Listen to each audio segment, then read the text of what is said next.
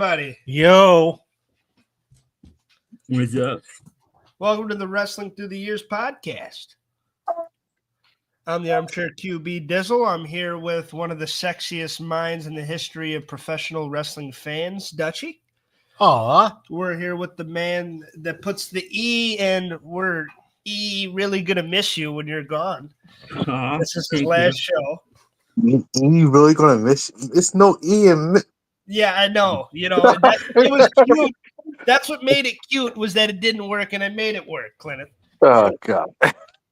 But yeah, we're going to miss Eric. This is his last show for a while. He's going on a cruise to the Bahamas and taking a jet back to Mars and coming right back.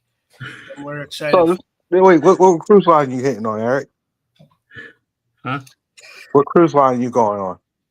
I'm not going to cruise. All right. I think he's just going to Australia.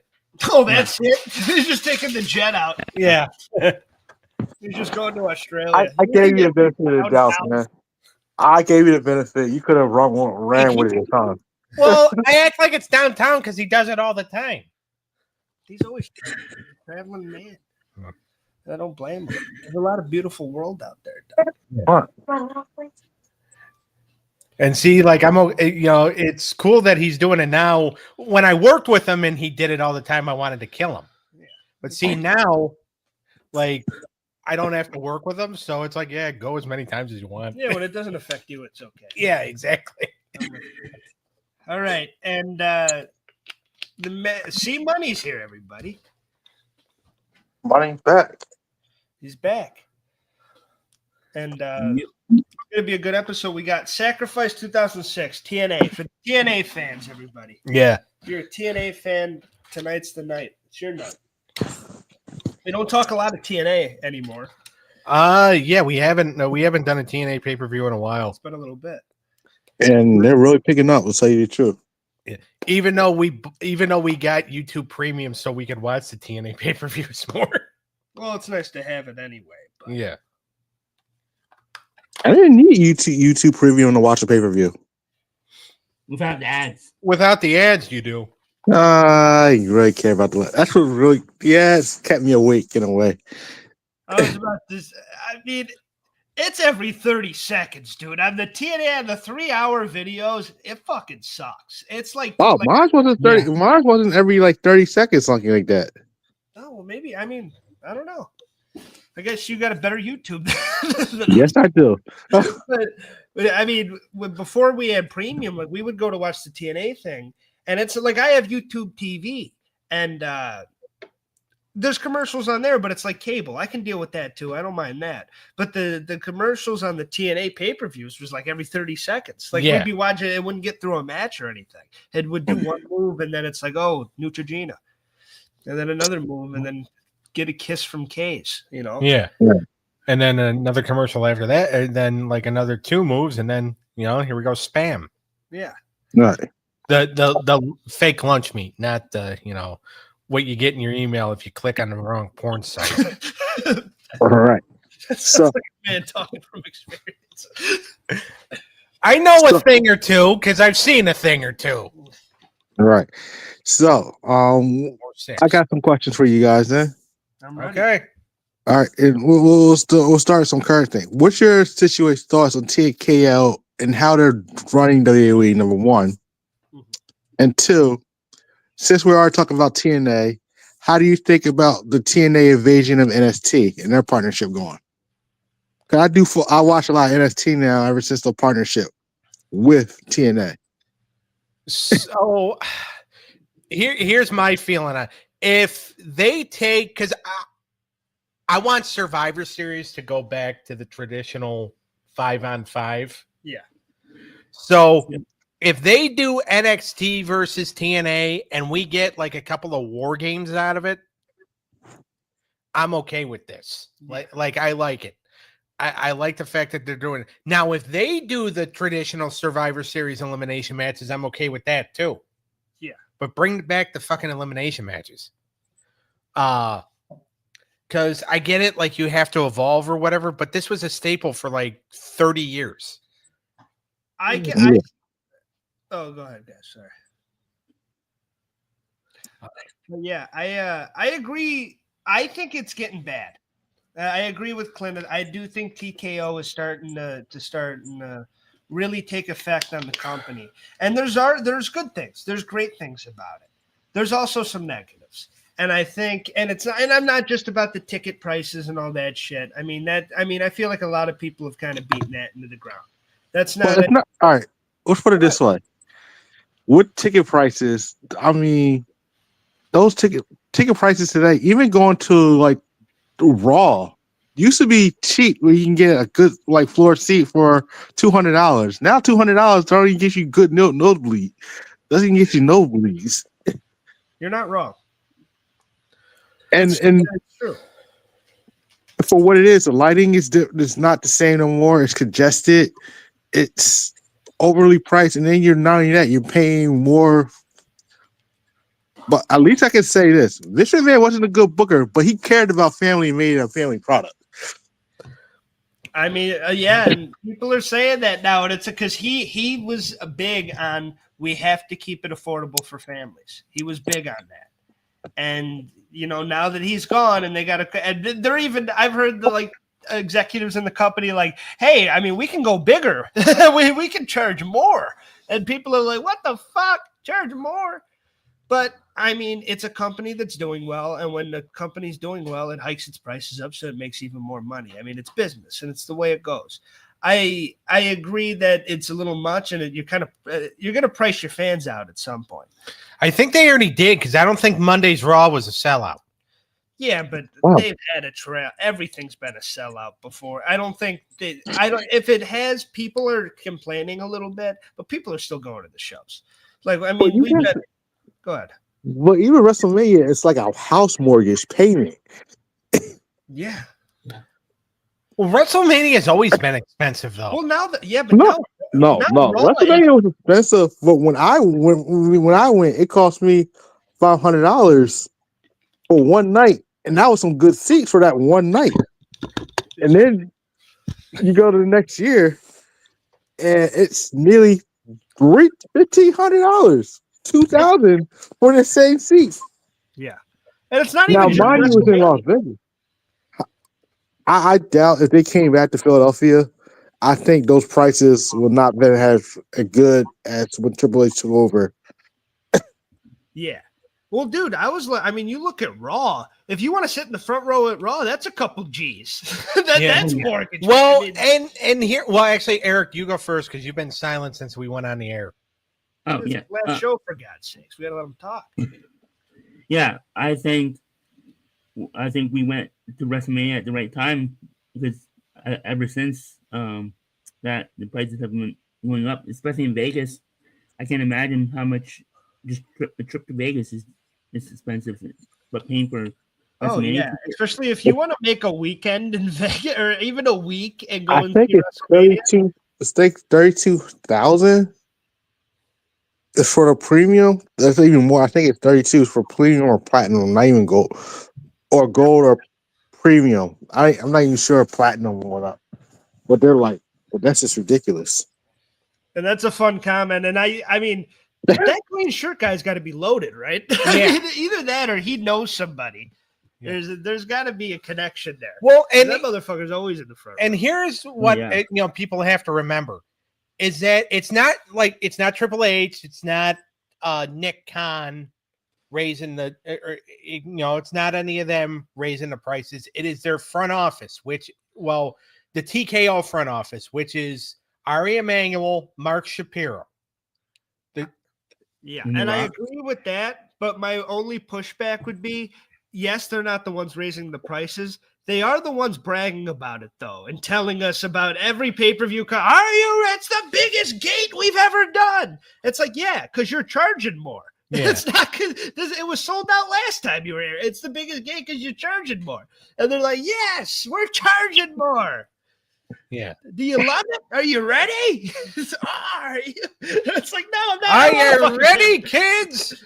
Fuck off, Hunter. I can't hear you. Lower the prices, you big nose bitch. All right. Should have called him a bastard. Let's got a little less bite. We love you, Hunter, and we love the slow term booking too. I mean, some of it's really good. People are complaining nowadays. Do you think it's just TKO, Cleneth, or do you think that Triple H's booking can be an issue? I think it can be a little bit of both. Okay. Because if you look at, because I'm trying to figure out these past 2 weekends, we've had Raw start from straight for some strange reason wants to go head to head to the NFL. Like we all know, like it's going to slow down Monday Night Football, and I realized that with it going to Netflix, you're not going to have that numbers live. But now have viewing on Netflix. If we have football fans who want to watch it, it's not like we had to pick and choose. We can just go right back on Netflix the next day or whatever football's over and rewatch the whole thing just like that. And it's right there. And the funny thing is that they said, like, they had people say, "Oh, well, we're going to 7:00 because we don't want to compete with Monday Night Football." Well, the first fucking week that they went on at 7:00, what was a started at doubleheader. 7:00? The first football game. Yeah. And so, like, either ESPN didn't tell them or they gave a bullshit reason, and they're hoping that we're all fucking stupid.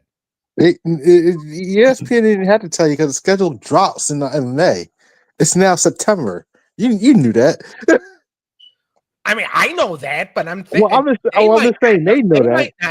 I don't work for the fucking company. I don't fucking. I believe someone in the company knows that. Hey, this is football. Someone gotta be a football fan. This is what's happening. Nick Khan used to work for ESPN. There's a doubleheader this week. Us up because they're like, we don't want to keep these guys up till 10:30 at night. They got work in the morning. Yeah, they have 3 doubleheaders coming up in the next 3 weeks. In the next 4 weeks. They're what? This week 6 and week 7 are doubleheaders.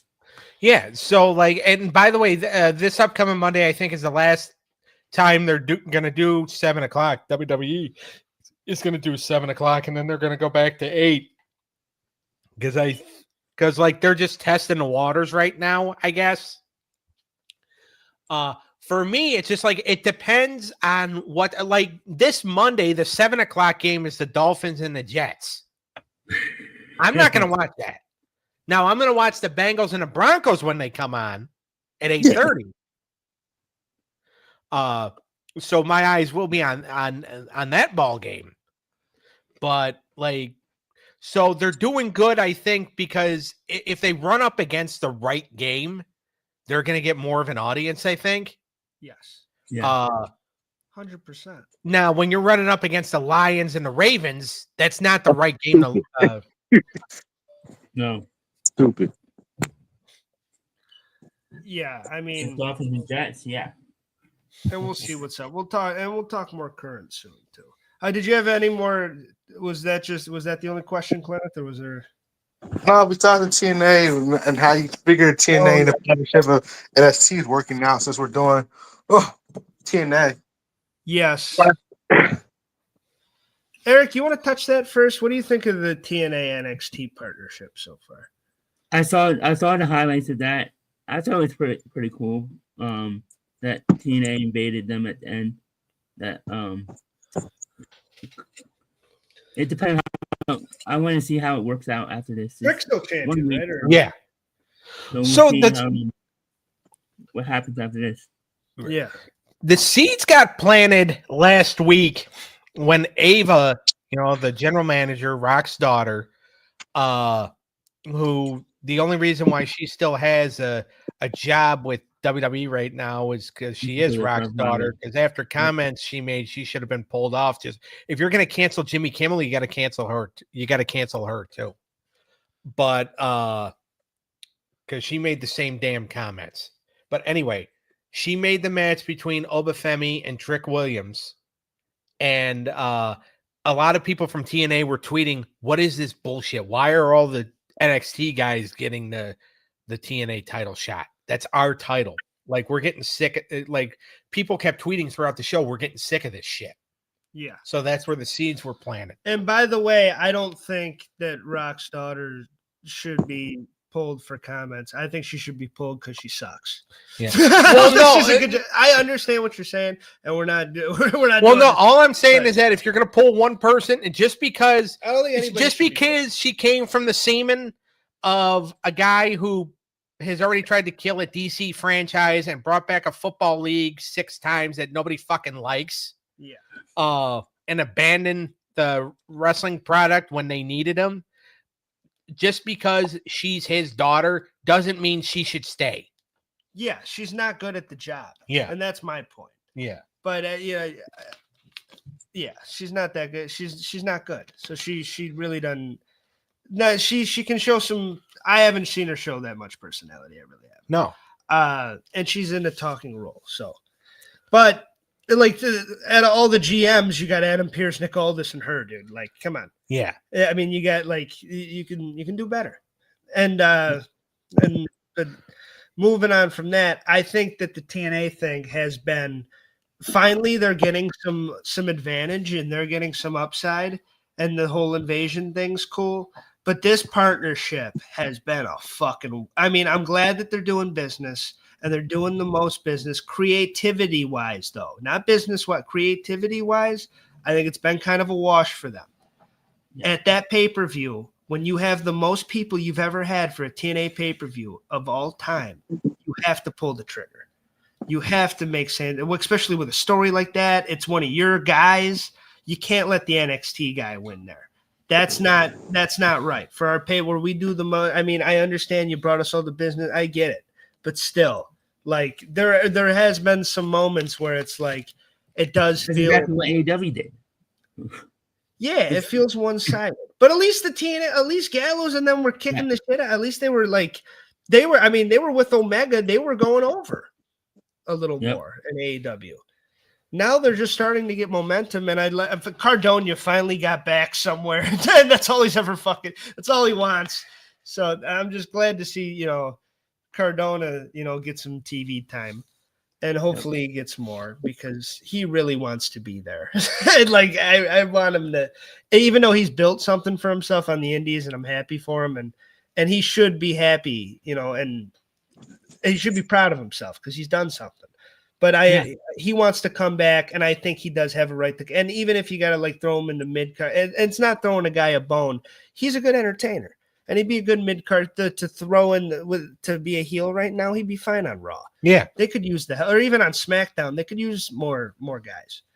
So I'd be fine with him coming. Yeah, that's my thoughts on that. I do think it's been one-sided a little bit. Now they're kind of TNA's getting some more momentum. Take the belt off Trick, give it to a TNA guy, give a TNA guy the NXT title. Yeah. Like let's get some W's on the scoreboard for fucking TNA, and then we can have a conversation. Well, here's what I think they should have done. I think Moose should have beaten Moose over Finley for that NXT championship. Yeah, I agree. Make it more like it was when WCW did. No. Yeah. And make sure both titles in each spot. But speaking of TNA, let's talk about Sacrifice. Yeah. 2006. Now, this is kind of the glory years for. I think TNA was, and this is before they brought in Kurt Angle. Yes. Yeah. And even though it only got better and better and better, and I know Russo has said some of this writing wasn't the greatest, but the matches and the guys could really go. Like when we were doing our Ring of Honor episode, and we were saying a lot of those fucking great Ring of Honor guys ended up making TNA. It's so the truth with this undercard here. Well, all right. So at this time, because this is before Jim Cornette even got there. Cornette would be there the next month. And your booking committee in TNA at this time is obviously Jeff Jarrett, Vince Russo, Mike Tenay. So Jeff Jarrett, Vince Russo, Mike Tenay, Savio Vega, because he's kind of handling because they're doing a lot of work with Puerto Rico and all that too. Savio Vega, Dutch Mantel, and Road Dogg, BG James. Yeah. That's your committee. Those are the guys kind of, and then and Terry Taylor. Yeah. Like that's your committee. Those are the guys that are making the decisions. Plus you also have your agents. And none of those guys are really like Hall of Fame booker, except for like maybe Dutch. Yeah. I mean, Russo has his win. The Attitude Era does. I mean, you have to give him that notch. That's the only thing that's justified the rest. Yeah. And so he has. I mean, you can't take away the success from him. No. Yeah, you can definitely add in the failures because there's a lot, but you can't take away. For those couple years, Russo was probably one of the better wrestling, especially now where we don't have bookers, we have writers in wrestling. He was one of the better writers for a couple years, and then it all went to shit. But for a few years, I mean, this is the King and Undertaker guy. This is the guy that came up. He did a lot of Stone Cold shit. Like he has written some great shit. Yeah. He's written some great shit. I mean, you can't take that away from him. Has he written a lot of dog shit and a lot of Viagra on a pole? Well, only one Viagra on a pole, but a lot of pole matches and a lot of bad shit and the Slayer in the desert and some really stupid stuff. But for a couple of years, he had some gold. Whether you want to say it was because he had the filter or not, but TNA, it wasn't so much because the story. If you watched Impact week to week, you'd be like, dude, the wrestling's great on this. I don't know what the fuck they're doing with the stories. You're like, all right, the writing's kind of they only had an hour show. Yeah. In the beginning when Impact started, Impact was an hour. You can't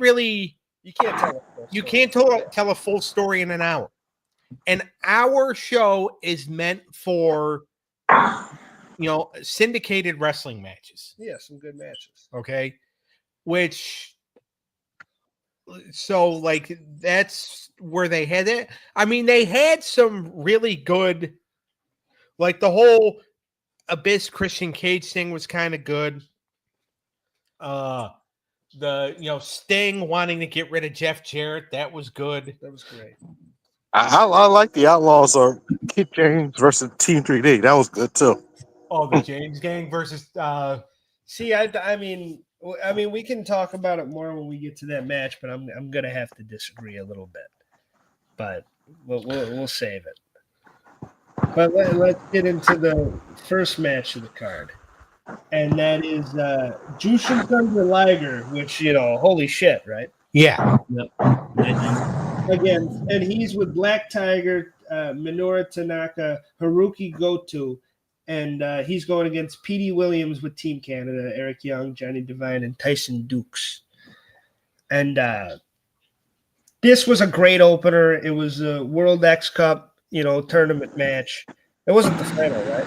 No, it was like the last match in the second round or whatever. And this is where TNA really had that WCW feel. Let's put out the cruiserweights of the X division in the first match and start it out hot. And Liger was getting old at this point, but he could still really go. And Petey Williams, this is when Petey was fucking awesome. Yeah.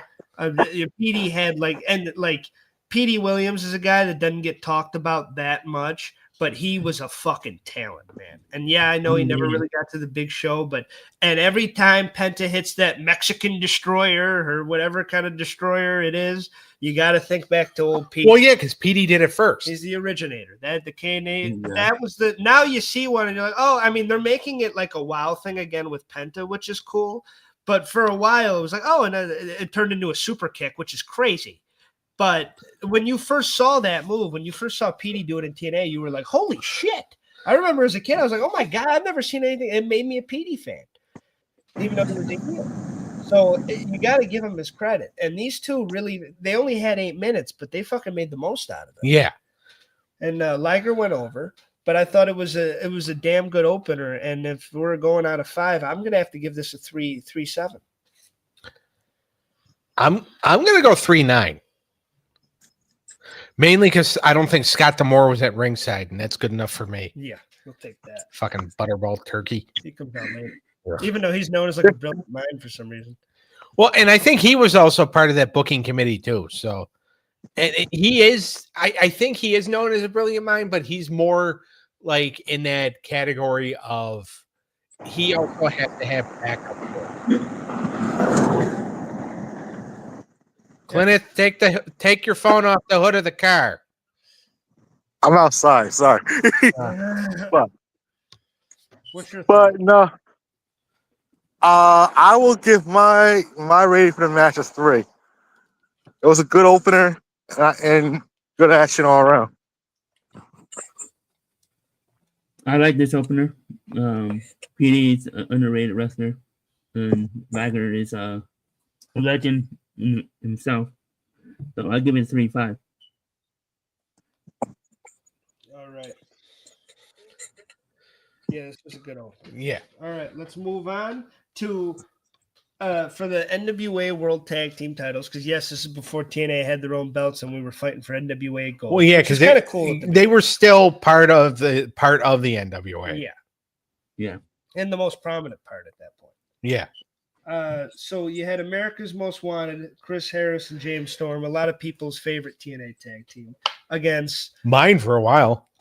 two of my favorite guys to ever do it, Christopher Daniels and AJ Styles, who were notorious friends. They were great against each other. They were great with each other. Even though the tag team, you talk about great TNA tag teams, and these two come up, but they didn't have that long of a run together.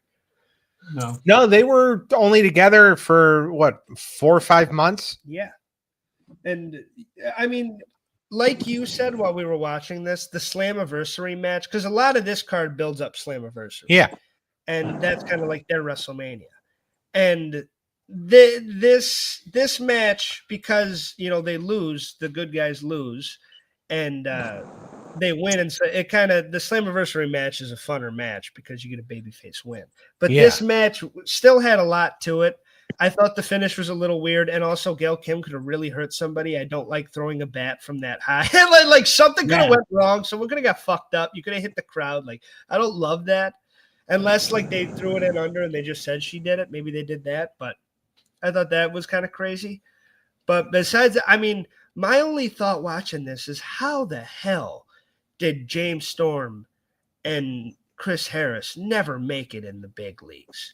And I know there's various reasons why they didn't, but those two in the WWE could have really helped the tag division, especially around this time. So by the time Harris got signed, he had gone under the Chris Hero diet plan. Okay. Or the Cassius Ono diet plan. Yeah, Chris Hero, which basically is, if you pass a food truck, you're damn sure going to stop by and get yourself 6-7 hot dogs. Which is also, let's be honest, the Hummer food plan. Yeah, but we're not actually trying to be athletic. No. We're trying, I mean, the only, if talking shit were an athletic sport, I'd be world champion. Yeah. But even then I'd still be doing jobs. But so by the time he got there, he was very out of shape. Yeah. By the time Storm got to TNA, it was just, kind of passing through. He didn't know if he was going to, by the time he got to NXT, he didn't know if he was going to re-sign with TNA or not. And then he got the offer to go back to TNA and re-team with Bobby Roode. Yes. Who, by the way, would leave 3 months later anyway. Both of them, are weird cases of, especially watching them here when they were so young and they were so, like, one of fucking Harris's big things when he went to WWE was that he had no charisma. The guy in the ring here was chock full with it. Yeah. You know what I mean? Yeah. Like, he was oozing charisma. The Wildcat Chris Harris was an entertaining fucking character. Yeah, when he would always go up to the announce table and start yelling at Don. Yeah. And he was always, there was something badass about him. And James Storm, he only got better and better for a while, and then he kind of had a ceiling. But even here, these two just look unstoppable. And it's like, how did these two, because you just watch it and you're like, Styles and, Daniels have always been great, and they put on a great match. But that America's Most Wanted was really one of the elite tag teams that, I think could have done more. And even TNA kind of broke them up a little soon. And I know they kind of brought them together, and Chris Harris ended up leaving, but some people prefer Beer Money.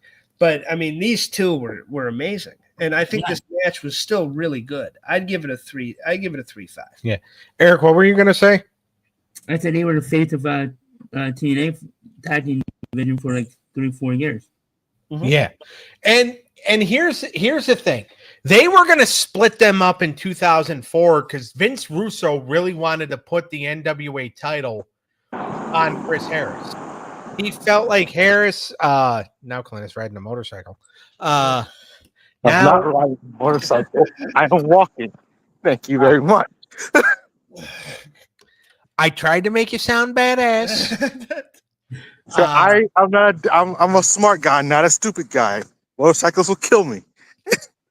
Try to ride Valentine's Day. Kill all 4 of us. But anyway, so I would pay money to see Eric ride a chopper. Like a big Harley Davidson, I would pay money to watch Eric ride one of those. Eric, I'd be driving the motorcycle. Eric would be in the sidecar. Oh, God. That would be even worse. And I'd be riding behind you, wrapped around you. Oh, God. So anyway, so Chris Harris, Vince Russo wanted to make him the NWA champion, and it was gonna happen, but then the NWA, because the NWA board of directors, they had a say at the time, and they're like, he's not championship material. It's got to be Jeff Jarrett. Like Jeff Jarrett, or because they did the AJ Styles thing, and AJ was a good champion, but they're like, we got to keep going back to Jeff, because Jeff knows the history of the business. Well, yeah, because they clearly wanted the TNA main event scene for a long time was, we're going to have a Jeff Jarrett Reign of Terror type situation, but we're going to fit in young guys and have the youth beat them sometimes for a big moment. And then that slowly became, but Sting's a big name. and Kurt Angle's here and like shit like that. But for a few years there, it was, Jarrett on top with like a Monty Brown or, shit like that. Yeah. And it was a good strategy, too, because Jarrett, was a fine main eventer. I mean, a lot of people will say, he's a company killer and shit. But I think, he's fine in the top. My favorite run is the Don't Piss Me Off mid-card WWE era. Yeah. I remember when Christian, there was a Christmas Eve episode of Impact, and Christian comes out at the beginning of the show, and he actually dresses up like Jeff. And he puts the Don't Piss Me Off shirt on, and he goes, "Don't piss me off." He goes, "Wow, that's money." Because Christian Cage was just so good in like that. Yeah. Well, also being like that smart ass baby face. Yeah, that can talk shit to everybody. Like he came out one time, AMW, Jarrett, Monty Brown, and Eric Young all came out, and they parodied Sting like throughout the years. Yeah. And Christian Cage comes out and goes, I got a couple pieces of bad news for you guys. I got some good news and bad news for you guys. The bad news is you're making, you look stupid and you're making asses out of yourselves. The good news is I just saved a ton of money on my car insurance, because that, the Geico thing was big at the time. Yeah. That's when it was really starting to get big. And that's funny. I remember when he did with the Monty Brown, and he was like, "What's the capital of Thailand?" Right? And he said Bangkok, and he hit him in the nuts. And then Kenny Omega goes on to steal that later on in AEW, but nothing can ever be original anymore. Nope. But what do we think of this match? I thought it was a good match. Like you said, I thought the Slammiversary match was better, but to build up to that, they had to do this finish. So I'm gonna say 3-3. All right, Eric. I'm gonna give it 3 out of 5. I like this match. Good tag team. There was a lot of tag team matches on this card. So. Yeah. I'll say it's a good match too, and I'm going to give it a 3 out of 5 as well.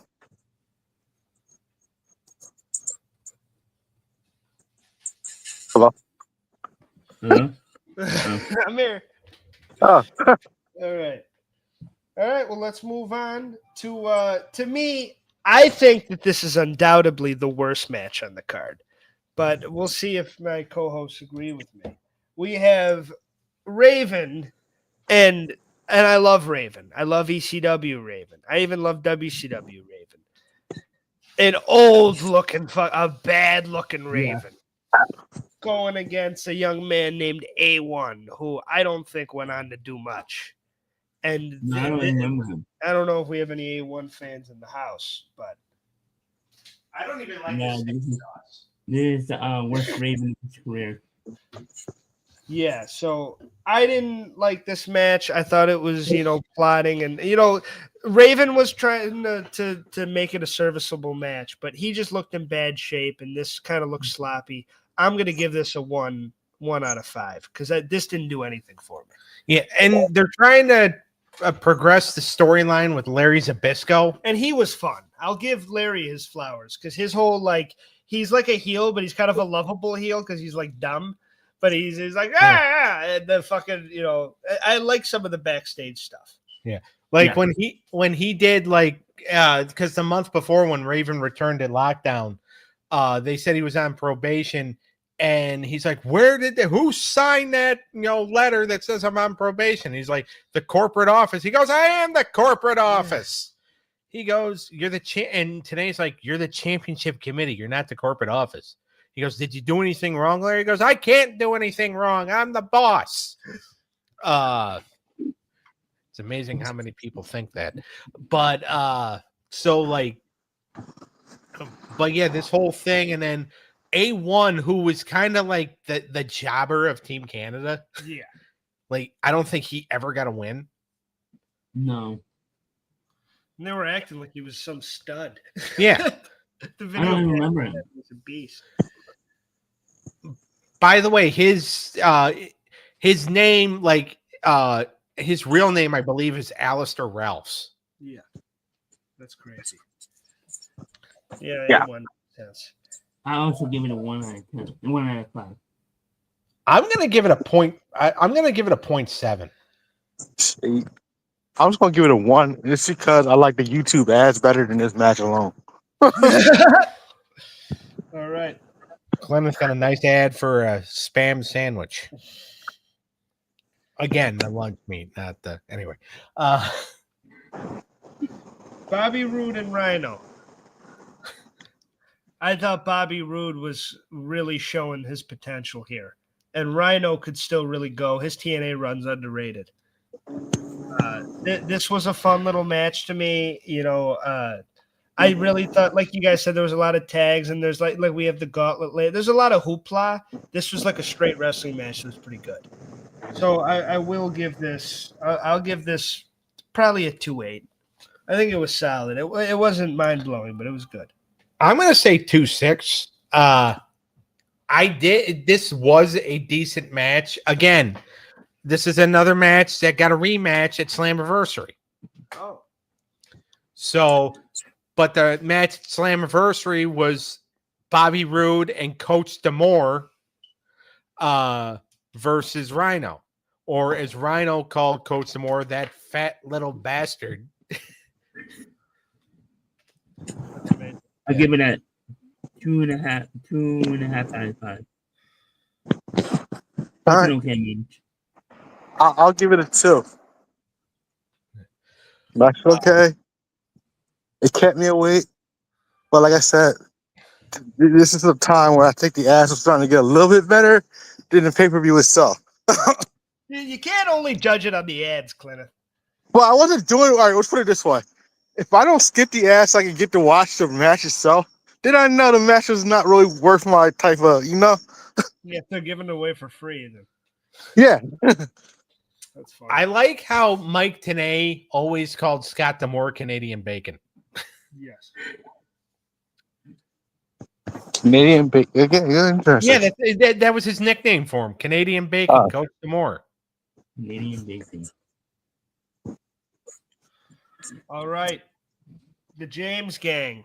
This is what Cleneth was bringing up earlier. We have BG James and Kip James, also known as Road Dogg and Billy Gunn, going against Team C, also known as the Dudley Boys. We got Brother Ray and Brother Devon, also known as Bubba or Bully. Do you think the way Brother Ray, or as I like to call him, Brother Fat Fuck, jumped up for that drop kick. Do you think that's how he always tried to jump into the swings when he was a kid? Probably. Like what the hell was that? Dusty Rhodes was 330 pounds, and he threw a drop kick that was way better than what that fat moron did. And I like Bully, and I think he's had a lot of really good runs. And I didn't mind Team 3D, but holy shit, was he getting fat here. And I was talking about Raven and how bad shape it ripped, but damn it. I mean, he could still talk, and he still had the gift of gab and everything, but Jesus H, did he look like he looked like Big Boss Man back in the day. Yeah. And it was crazy. And where I disagree on this a little bit, I think that this match just feels like rehash. And especially fucking with Bubba being like WWE, like even name dropping WWE and saying their first match and their history and stuff. And then going, and it's like, come on. And they're even doing that now with the Hardys, but it's still the same thing in TNA. Yeah.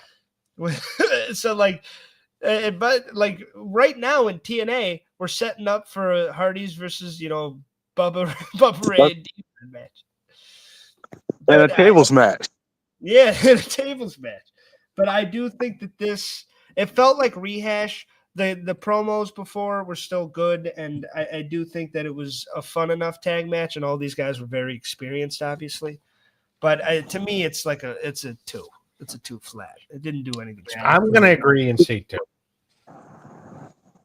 See, I'll give it a 3 just because I was really hoping for the Team 3D to go over. And to tell you the truth, the pace, as they built up the match, the promo made it seem like it was going to be a bigger match than what it was. But it wasn't. Yeah. That's why I'm giving it a 3. All right. Eric? Yeah, I give it a 2 out of 5. You rated it, right? Yeah, I agreed with you. All right. Now the World X Cup Gauntlet match. Which I enjoyed this. This is really good. And P.D. Williams gets to go over here. And he's going against Minoru Tanaka, Puma, Chris Sabin, Haruki Goto, Incognito, Johnny Devine, Sanjay Dutt, Black Tiger, Magno, Eric Young, Alex Shelley, Jushin Thunder Liger, Shocker, Tyson Dukes, and Jay Lethal. That's the best part. The amount of talent in this was awesome. Yeah.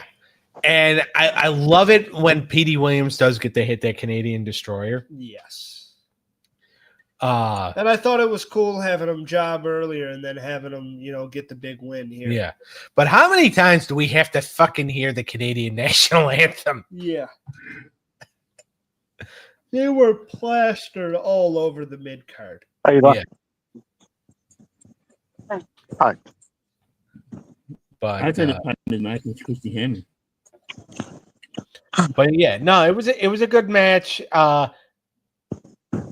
I think Sabin got eliminated way too early for being the captain of Team USA. Yeah. But I thought it was good. I do agree with them going over because then you could extend the World X Cup to Impact on Thursday night. Yeah. And it was going to be Sabin and P.D. Williams. Yeah. Which that always slaps. Oh, yeah. That's a great match. Yeah. So That was a decent match. yeah. So I'm gonna say 3-8 on this one. Yeah, I'm gonna give it a 3. I did like the beginning of Christy Hemming. Yeah, she's I think it was a good pace match all around, so I want to give it a 4. all right. I forgot how cute Christy Hemming is. Hey, you got the. I'll never forget when you got the meter. We were going. You had planned on meeting Sabu, God rest his soul, but he would rather stay home or he would have rather stayed in his hotel, smoked his pot, fucked his wife. Why not? Doesn't sound like a bad life to me, but No. And you got to meet Christy Hemming because you were only going to pay for one person because you're cheap. And I'm glad I paid for Christy Hemming. Yeah, I was just going to say, I think you traded up. right. I think I still have that photo. I know I still have all the stuff that I've had people sign over the years. Me too. All right, the co-main, one of the marquee matches on the card here. We have Jeff Jarrett and Scott Steiner with a Miss Gail Kim, and going against Sting and Samoa Joe, which is a crazy combination. And undefeated Samoa Joe. This is back when he had so much mystique around him. And he was still technically a heel, by the way. Yeah. He wasn't here. Well, I mean, the people respected him. Yeah. But he was he was technically still a heel. And especially with how he walked out on Sting after the match. But again, he was just a hired assassin. He was hired to help Sting beat up Jeff Jarrett and Scott Steiner. Yeah, and he did his job. Yeah. He shook his hand at the end and then let Sting get beat up. This was actually one of my favorite matches on the card. Yeah. Because this was a lot of fun to watch. And because Steiner's TNA run's very underrated. He was having a lot of fun. Him and Samoa Joe were good rivals. Jeff Jarrett was, a damn good heel at the time, and Sting still had it. So this was just a great time. Yeah. And you can't forget Steiner math, too, man. Steiner math. Well, it felt weird him going against Samoa Joe and not calling him a fat ass. He's fat. But he had so many sound bites from TNA. He was hilarious. I'm going to give this match a 4.5 out of 5. I thought this was great. I'm going to agree with you and say 4.5. Yeah, I like the match. You had 4 Hall of Famers here. Or are they all Hall of Famers yet? I mean, Joe's not in the hall yet. Okay, so 3 Hall of Famers plus a future Hall of Famer. And great match. I'm giving it 4.5 out of 5. Yeah. I'll give it a 4. I thought this was the best match. I'll give it a 4. Give it a 4? Yes, I do. All right. And speaking of Hall of Fame, this year's inductee into the TNA Hall of Fame is Mickie James.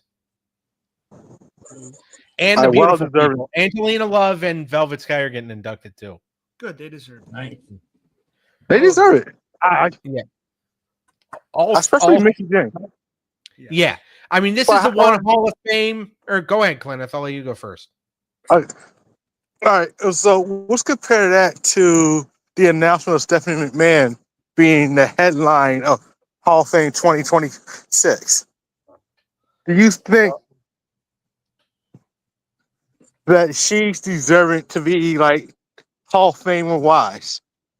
Yes. Or you're asking about Stephanie, right? Yeah, Stephanie. Yeah. I would put her in the hall. And the reason why I asked this is because I noticed when Vince was still there, how he wasn't like big and putting himself in his children and stuff like that. So I never expected, I know Triple H probably is son-in-law, but Triple H is a different story compared to Stephanie himself. But she just did mainly the authority and all that other stuff. Well, she was a big thing. She was a big influence behind the scenes too. Because remember, she was head of creative for a while. Yeah, but also her character was amazing. She's one of the better heels of all time. Yeah, she completely deserves it. But I'll say this about Mickie James: TNA is the one Hall of Fame that Mickie James can't be overshadowed by Undertaker's bony bitch wife. Yeah, because Mickie deserves the WWE Hall of Fame too. Yeah, she should have gone in last year. Undertaker has fucked over Mickie James too many times in favor of that fucking plastic face fucking bitch wife of his. Jesus Christ. Undertaker would kick all of our ass. I'm not saying he wouldn't kick all of our ass. And it's funny because he addressed the whole Matt Lyda thing on 6 Feet Under. Did he really? Well, kind of, because people keep writing it in. And I didn't see the full clip. Again, I read a transcript or what I could read. I was hoping it was just pictures. But he basically said, because people are just like, why did you a tweet actually said, "Why did you screw over Matt Lyda and go with Michelle McCool?" And he goes, "This is the way I wanted to take the show. If you don't think it's a good show now because of who I have on it, don't listen. But if you want to listen, just enjoy it. If you can't enjoy it, fuck off." No. Is pretty much what he said. Yeah. And it's just like, dude, like, first of all, I don't care about, I don't give a fuck about Matt Lyda. Yeah. All right. And because, it's whatever. As far as Michelle McCool, I don't really like Michelle McCool either. But, Undertaker should be allowed to do whatever he wants. If everybody wants to call him a WWE kiss ass or whatever, he made a pretty good living from there. So his tongue should be in some TKO butt crack. He's always been loyal to them. Yeah. What do you expect? So it is what it is. Now, do I think that he should fuck over somebody like Mickie James in favor of his wife? No. Do I understand why he did it? Absolutely. Yeah. Do I think he's a dick for doing it? Yes. Did everybody give this match a rating? I don't know. Yes. Well, yeah. I give it a 4. I'm just ready for the 4.5. main event, yeah. I'm ready for the main event because I'm looking forward to ordering food. That's why. Are you going to be on next week, Cleneth? What are we doing next week? Well, I was going to announce it at the end of the show, but I'll give it away now. Now that Eric's gone, sorry, Eric. But I'm thinking top 10 bus. Ooh. Hey, how you doing? I'm good. Oh, top 10 bus. Yeah, talk a little shit. Now we're talking top 10 that didn't make it, right? Not top 10 booby size, Yes. because that's what a bust Well, is. I kind of understood what. All right, so that's kind of hard. That's hard. Top 10 wrestling bus. Guys you thought were going to make it, but just didn't. Oh my. So we're gonna piss some people off next week, and it's gonna be a lot of fun. Now, are we doing like just in one company or just overall? Overall wrestling bus. That's So, hard. in your opinion, if they're a bus, even if I might think the guy had some success, but you think otherwise, and your top 10 busts of all time.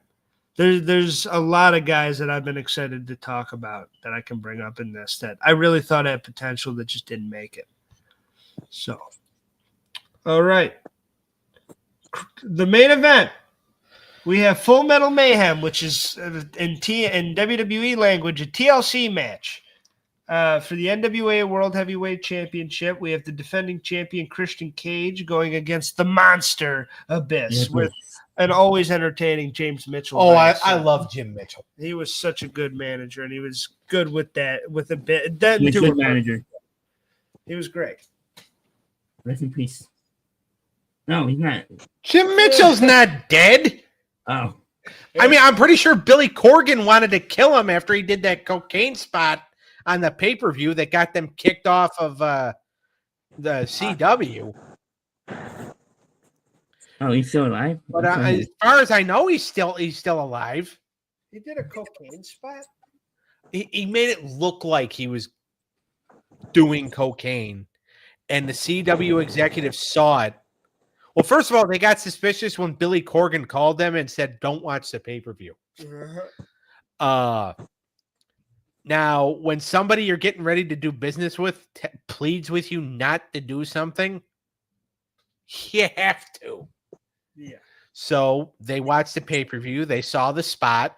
Eric and I sat down and we talked, I was technically laying across my bed, but I'm pretty sure we both sat down. We talked to John Horton, the former Craig Johnson from GWF. We went over it. I mean, I don't even know if that episode's available anymore because that was on Blog Talk Radio. But we did like a whole episode on it. Yeah. This main event was fucking awesome. Oh my God. It was damn good. There was carnage. It was Full Metal Mayhem. Christian Cage got a good win at the end. I thought he was a great babyface, and I thought the two of each other worked each other perfectly. To me, this is a 4-3. Like I said, the previous match was my favorite match on the card, but this was right behind it. We ended the show awesome. Yeah, I'm going to say 4-5. I thought, and I thought this was a good win for Christian because he basically went up against like the number 2 heel in the company. Yeah. And the biggest threat. Yeah. 4-4. Number 3 if Monty Brown's there. Yeah. But basically number 2. Eric goes 4-4. Yeah, I love this match. Great mayhem. Christian did an excellent job of using the attacks on James Mitchell at the end. That was a great spot. A great spot with when he splashed to the table.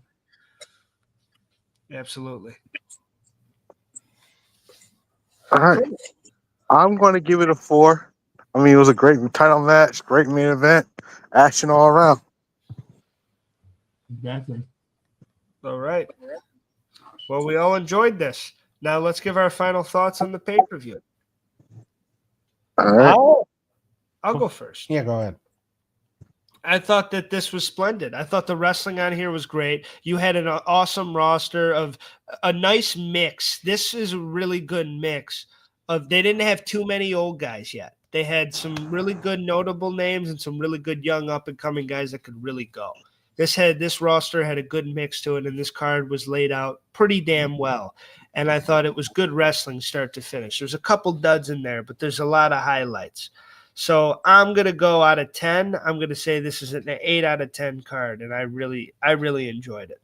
I think that this is one of the better TNA cards around this era you can get, and this is a good era. And Abyss and Christian was a great way to close it. Pete Williams, was a standout on this card. AJ Styles and the tag match was great. There was just so much good shit. 8 out of 10. Eric? I thought this was a solid pay-per-view. One of the better pay-per-views that we've in a while. I think this is the first TNA one we did on YouTube, so I don't remember the last one we did, but I liked it. Good all-around matches. Some duds, but I like the tag team matches. The main event, the Jeff Jarrett and Steiner versus Sting and Joe. So I give it an 8.2 out of 5. I mean 8.2 out of 10. All right. Doug? Or Cleneth? All right. So I'll give it, I'll look, like I said, I think if you're looking for a pay-per-view that I have, like, to want to see the young guys, how to get started, this is a pay-per-view to watch. Young guys getting started, they show the wrestler made a name. How they made a name in the wrestling business, a good pay-per-view to watch. Even some old classic when you threw in Kick James and Team 3D in there as well. Christian Cage, great main event. So I want to give this 8 out of 10 for me. Oh, yeah. All right. Close this off, Doug. All right, so this pay-per-view really highlighted like how TNA was really still up and coming. You had a lot of good young stars in here. You had some established stars. Petey Williams is awesome. AMW is awesome. Obviously, AJ Styles and Christopher Daniels as well. Great main event with Full Metal Mayhem. The tag match was good because Samoa Joe was obviously going to be a star. Yeah. And a lot of these guys were. So for me, I'm going to say 8.7 out of 10. Nice. It's a good rating. All right, Doug, what are you doing on the cartoon show? All right, tomorrow night, tomorrow afternoon, we're going on at 4 because we have to. By the way, Dave knows we're going on at 4, right? Yeah, I'll remind them tonight. All right. Tomorrow. Yeah. I mean, because as far as I know, he hasn't responded to you. Oh, I didn't tell you that he said if everybody is okay with it. That's why I sent that. That's why I sent you that. Don't worry about it. You're already in vacation mode. It's okay. So tomorrow night. tomorrow afternoon for Animated Hour of Power, we have the following matchups. We have Steven Universe versus Ace of the Diamond, Mob Psycho 100 versus She-Ra Princess of Power, which is one of Cleneth's shows. It's in Cleneth's division. It's not Cleneth's favorite show. Yes, I'm like, I don't know the. Yeah. Also, Bob the Builder versus the Care Bears. And the main event is Kim Possible versus the Tick. I hope I just gave it because I don't have my phone in front of me. So I hope I just gave the correct lineup. And I hope I just didn't mix it up with Animated Showdown. But we are doing those battles tomorrow. Oh, yeah. So, but yeah, tomorrow night's main event is Kim Possible versus the Tick. Main event anywhere in the country as far as cartoon battle podcasts are concerned. All right. Make sure to check out me, Cleneth, and Doug for the top 10 bus next week, professional wrestling bus. Cleneth, Eric, we're going to miss you dearly. Yep. We're really going to miss you this next month, and the Wrestling Through the Years podcast won't be the same without you. Just make sure you keep sending me nudes every couple of weeks. And Whoa. You know what? I'm going to order my food. You guys have fun. Eric, on that note, you guys have fun. I'm ordering my food. Do whatever. All right, Clemens. Love you, Cleneth. Have fun, Eric. Thank you. All right. And Eric, one last time, will you please do the shorts? Yep. Well, one last time for this show, because I am at. Huh? I said I'll be back on Halloween night if Daniel wants to do a show.